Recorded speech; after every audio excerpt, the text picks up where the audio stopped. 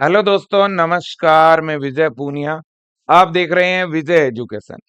विजय परिवार में आपका स्वागत है। तो प्यारे बच्चों, MA nursing CET, Maharashtra nursing CET 2026 के फॉर्म आउट हो चुके हैं।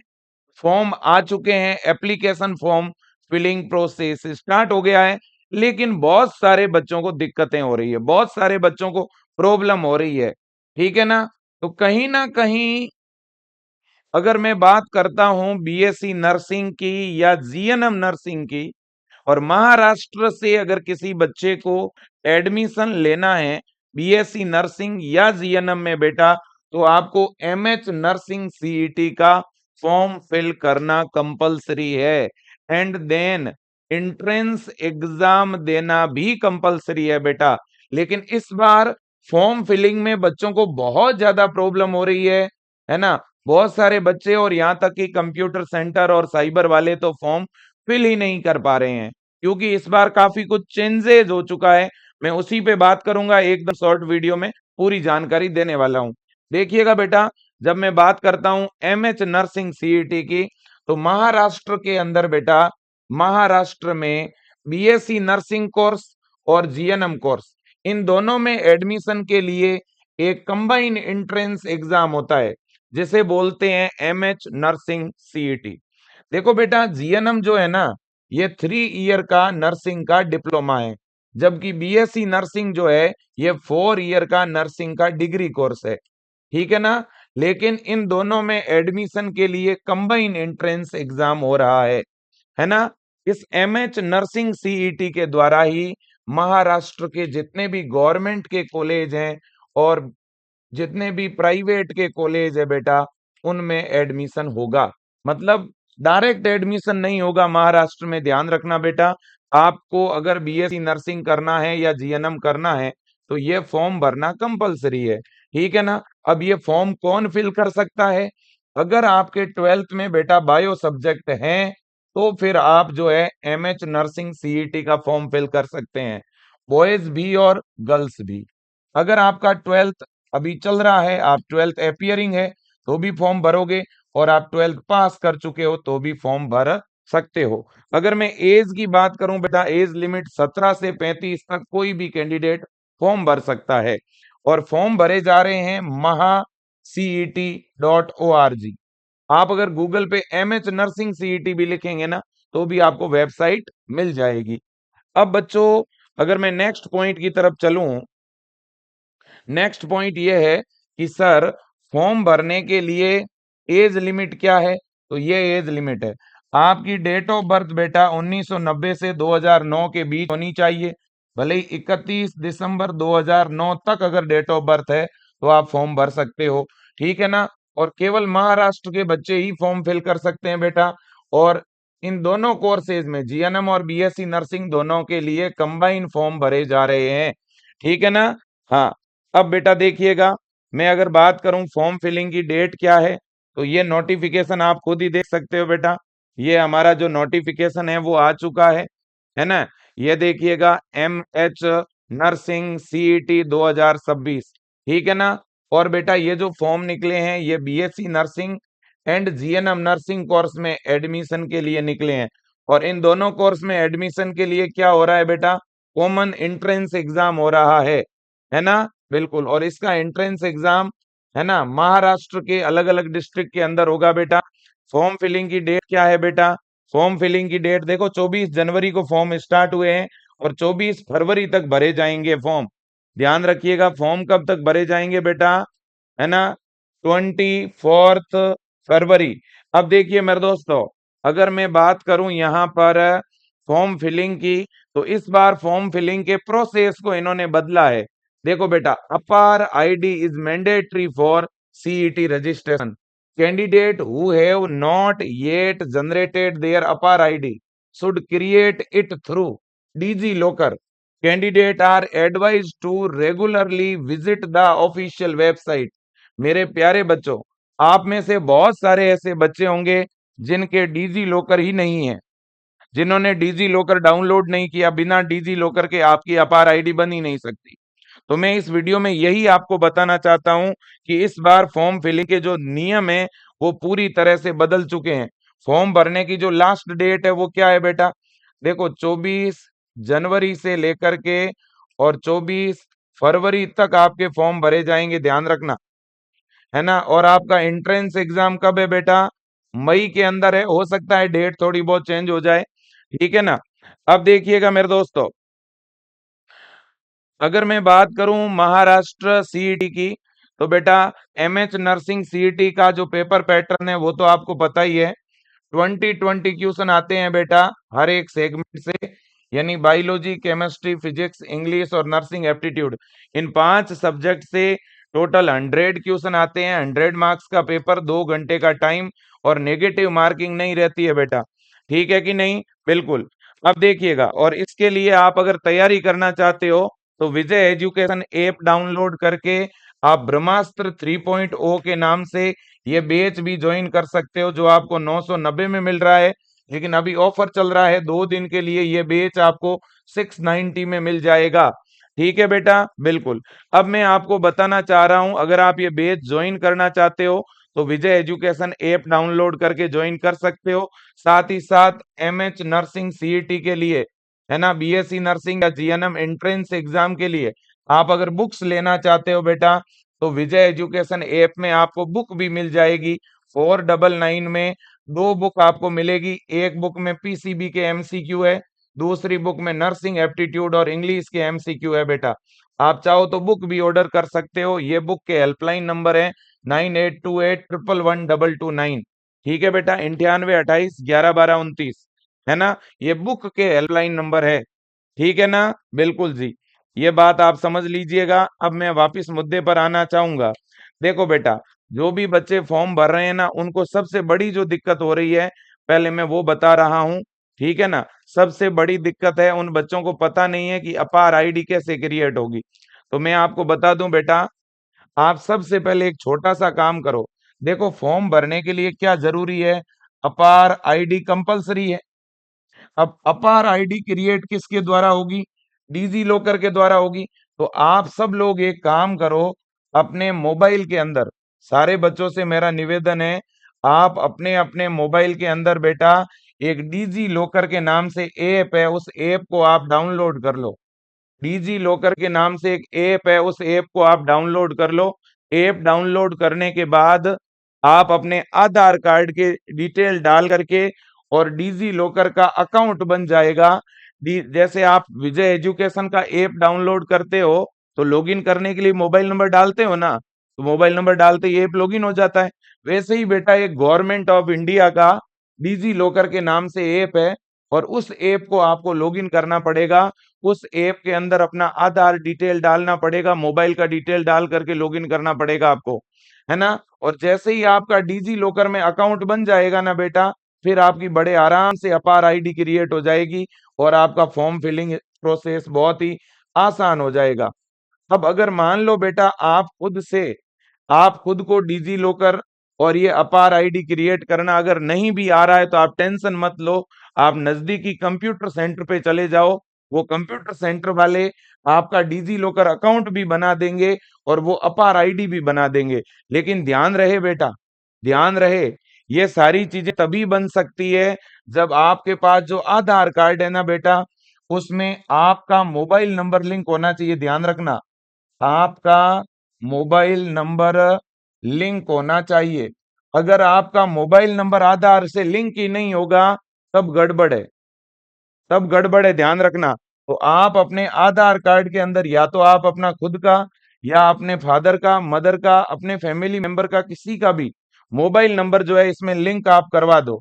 दूसरी बात है, अपना अपना आधार कार्ड अपडेट करा दो बेटा।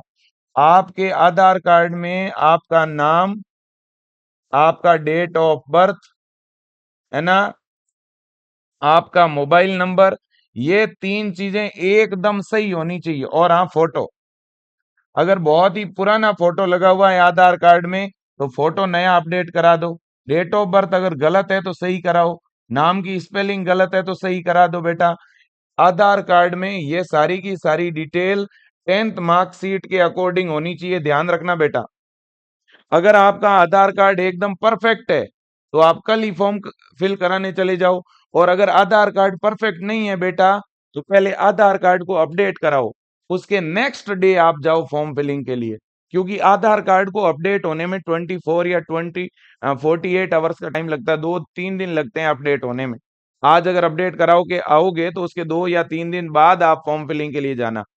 ठीक है, तो पहले ये देखो, आप आधार कार्ड अगर आपका सही होगा ना तो कंप्यूटर सेंटर वाला आपका डीजी लॉकर और अपार आईडी बना देगा, है ना, और उसी अपार आईडी की हेल्प से आपका फॉर्म फिलिंग होगा, है ना। और जब फॉर्म भरवाने जाओ तो अपना आधार कार्ड साथ में लेके चले जाओ, 10th की मार्कशीट साथ में लेके चले जाओ, और अगर आप 12th पास आउट हो तब 12th की मार्कशीट ले जाओ, 12th पास आउट नहीं हो तो 12th का एडमिट कार्ड लेके चले जाओ, यानी प्रवेश पत्र, है ना। हाँ, इसके बाद में बेटा आप अगर ओबीसी एससी एसटी के कैंडिडेट हो तो अपना कैटेगरी सर्टिफिकेट लेके जाओ, और साथ ही साथ अपना डोमिसिल यानी मूल निवास साथ में लेके जाओ, या कोई बच्चा पर्सन विद हैंडीकैप है, दिव्यांग है, तो वो अपना दिव्यांगता प्रमाण पत्र भी साथ में लेकर के जाएं। ठीक है, तो फॉर्म फिलिंग के समय ये चीजें लेके जाओ। अब देखो, मैं आपको यहाँ पे एक चीज बता दूं कि भाई फॉर्म तो हमारा आ चुका है, लेकिन फॉर्म भरने के लिए 1 महीने का टाइम दिया है, तो आप जल्दबाजी ना करें, है ना। जल्दबाजी करने की जरूरत नहीं। अगर किसी बच्चे का मान लेते हैं कि आपका फॉर्म अपडेट ही नहीं हो रहा, आपका आधार अपडेट नहीं हो रहा है, तो 2 दिन रुक जाओ, 3 दिन रुक जाओ, बाद में हो जाएगा, है ना। हाँ, और ये वेबसाइट है बेटा, देखो आप, mahacet.org ये वेबसाइट है ना। इस वेबसाइट पे इस वेबसाइट पे देखो, देखें, ये पूरी की पूरी बेटा इंफॉर्मेशन ब्राउचर दिया हुआ है, इसमें ये बताया हुआ है कि आपको रजिस्ट्रेशन कैसे करना है। और देखो, अगर कोई भी कंप्यूटर सेंटर पे जाओ तो उस भाई को बोलना कि पहले ये कैंडिडेट हेल्प के नाम से यहाँ एक ऑप्शन दिया हुआ है, उसको बोलना भाई पिछली बार की तरह इस बार फॉर्म नहीं भरा जाएगा, तो एक बार भाई तुम जो है इस हेल्प पे जाकर के जो इंफॉर्मेशन ब्राउचर है ना, वो इंफॉर्मेशन ब्राउचर जो है एक बार रीड कर लो। ठीक है, तो रजिस्ट्रेशन यहाँ पे होगा, इस सीईटी पे जैसे ही आप क्लिक करोगे ना, सीईटी पे क्लिक करते ही देखो पहले लिखा हुआ है न्यू यूजर, पहले रजिस्टर्ड पर क्लिक करके रजिस्ट्रेशन कराना होगा। रजिस्ट्रेशन करवाने के बाद रजिस्ट्रेशन आईडी और पासवर्ड डाल के साइन इन करना है, और आगे के जो स्टेप है वो पूरे करने होंगे। ठीक है ना, तो क्या प्रोसेस है रजिस्ट्रेशन का, देखो इस इंफॉर्मेशन ब्राउचर में सब बताया हुआ है। पहले ही पहले आप वेबसाइट ओपन करोगे, वेबसाइट ओपन करके सीईटी एग्जामिनेशन पोर्टल यहाँ पर क्लिक करोगे।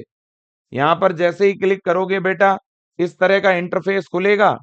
इस इंटरफेस में आप न्यू यूजर पे क्लिक करोगे।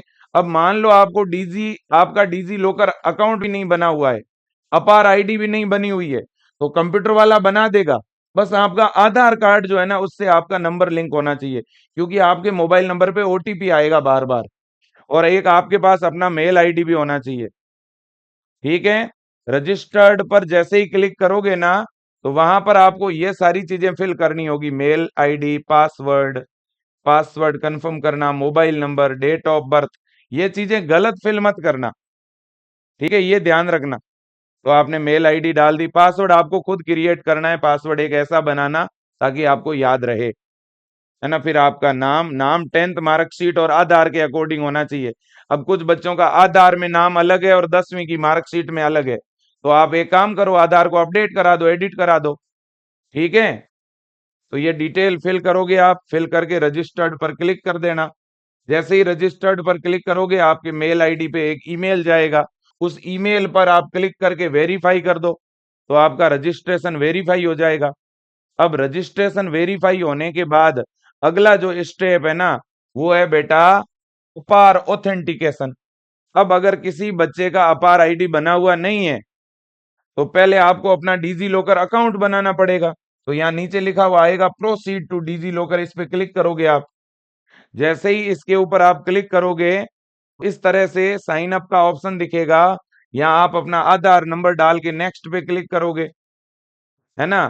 फिर आपके ऊपर ओटीपी आएगा बेटा, वो आप ओटीपी डालोगे, है ना। ये डिजी लॉकर का अकाउंट बन रहा है। आप फिर एक डिजी लॉकर के लिए पिन सेट करना होता है, सिक्योरिटी पिन, ऐसा पिन रखना ताकि वो आपको याद रहे। ठीक है कि नहीं? बिल्कुल। फिर फिर बेटा आपका डिजी लॉकर अकाउंट बन गया, है ना। अकाउंट बनने के बाद अकाउंट बनने के बाद सबमिट पे क्लिक करोगे। सबमिट पे क्लिक करते ही इसी डिजी लेकर अकाउंट से तुरंत आपका अपार आईडी बनेगा। इस अपार आईडी के अंदर आपको अपनी सारी डिटेल भरनी होगी, है ना। सारी डिटेल फिल करने के बाद बेटा जो भी यहाँ डिटेल मांगी हुई है वो आप भर दोगे। फिर फिर रजिस्ट्रेशन का अगला स्टेप आएगा जहां पे आप 10वीं की डिटेल भरोगे, फिर 12वीं की डिटेल भरोगे, है ना। इतना सब कुछ करने के बाद में आगे आप अपना क्या भरोगे, एग्जाम सेंटर कहाँ चाहते हो उन जिलों के नाम भरोगे। फोटो अपलोड होगा, साइन अपलोड होगा, ये सब कुछ होने के बाद सबमिट हो जाएगा। फिर फॉर्म की फीस आपको देनी पड़ेगी और इसके बाद आपका फॉर्म फिल हो जाएगा। ठीक है ना। मेन डिजी लॉकर अकाउंट ही है जो आपको क्रिएट करके अपार आईडी बनानी है। बाकी वाले प्रोसेस तो कुछ भी नहीं है, नॉर्मल है ना। हाँ जी, तो ये सिस्टम है पूरा बेटा। ठीक है, कुल मिला करके इन 3 चीजों का ध्यान रखना बेटा, ये सबसे ज्यादा जरूरी है। अगर आपने नाम की स्पेलिंग गलत भर दी, डेट ऑफ बर्थ गलत भर दिया, मेल आईडी गलत डाल दी, मोबाइल नंबर गलत डाल दिया, ये एडिट नहीं होगा, नहीं होगा, नहीं होगा। क्लियर कट लिखा हुआ है देखो। In case a candidate make any mistake in filling up these field and save the form, the candidate would have to rise, उसे फिर एक टिकट राइज करना पड़ता है। देखो लिखा हुआ है, please be careful while filling the below four field as these are not allowed to be edited and update। ये एडिट नहीं होंगे तो फॉर्म में बहुत सावधानी रखनी है, गलती नहीं करनी है आपको, ये ध्यान रखना बेटा। फिर भी किसी बच्चे को फॉर्म भरने में दिक्कत हो तो आप विजय टीम से कांटेक्ट जरूर करिए। और मैं फिर कहूंगा बेटा, अगर आप एमएच नर्सिंग सीईटी की तैयारी करना चाहते हैं तो विजय एजुकेशन का ब्रह्मास्त्र 3.0 के नाम से आज ही ऑनलाइन बैच ज्वाइन करें, जो आपको 990 रुपए में मिल रहा है। अभी ऑफर के तहत यह बैच आपको 690 में मिल रहा है मेरे प्यारे बच्चों। ठीक है ना, बहुत गजब का बेच है। इस बेच में जुड़ोगे तो टॉप कॉलेज में आपको बड़े आराम से एडमिशन मिलेगा। ये नया बेच है, इसमें लाइव क्लास, साथ में लाइव क्लासों की recording, notes, practice question, PYQ, test series, revision क्लासें, सारी फैसिलिटीज है बहुत ही कम फीस में। मैं तो कहता हूं आप ये बेच भी बाय कर लीजिएगा और विजय एजुकेशन ऐप से बुक भी ऑर्डर कर लीजिएगा। ज्यादा जानकारी के लिए आप विजय टीम को कॉल भी कर सकते हो। यह हेल्पलाइन नंबर है 9649721229। अगर फॉर्म फिलिंग में दिक्कत हो तो भी आप बात करें। ठीक है बेटा, गलती ना करें फॉर्म में, परेशानी हो आप हमें बताएं, हम आपको सपोर्ट करेंगे, सहयोग करेंगे। आपका बहुत बहुत धन्यवाद है बेटा। Thank you so much. जय हिंद, वंदे मातरम।